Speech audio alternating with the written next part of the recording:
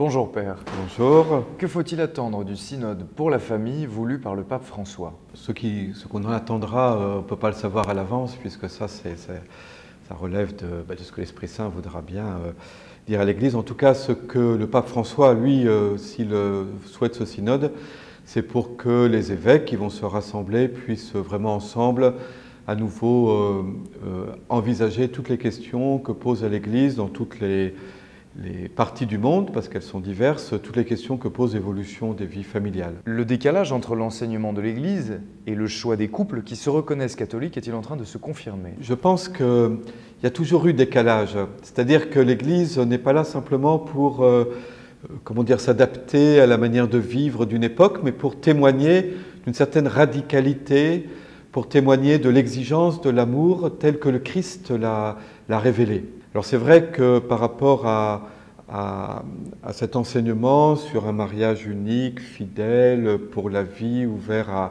à la transmission de la vie, fondé sur un choix libre des conjoints, il y a effectivement une sorte de décalage entre ce que l'Église enseigne et ce que beaucoup de personnes vivent. Mais je crois que l'Église est vraiment attendue comme un témoin d'un idéal de l'amour et de la vie conjugale qui au fond habite le cœur de tout homme, de toute femme.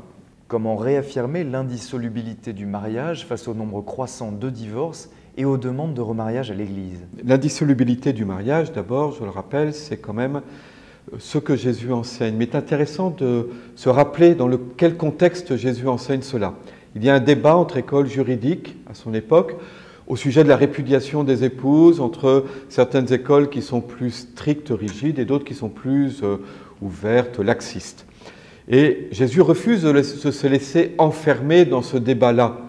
Et il est le témoin, il manifeste quelle est la volonté originelle de Dieu sur l'homme et la femme. Il nous dit donc que la pratique de la répudiation, à l'époque, on pourrait dire aussi aujourd'hui, le fait de quitter un conjoint parce que ce conjoint ne m'apporte plus les satisfactions que j'en attendrais, ces pratiques-là sont une forme d'injustice. Et je crois que l'Église est dépositaire de cette parole du Christ. Mais surtout, Jésus nous enseigne ce qu'est l'amour, voyez, véritable. Et d'abord, l'indissolubilité, il faut bien en comprendre le sens. Ce n'est pas d'abord et uniquement une règle, c'est d'abord un enseignement sur quelle est la qualité de la relation, de l'engagement, de l'amour que doivent se porter l'un à l'autre un homme et une femme.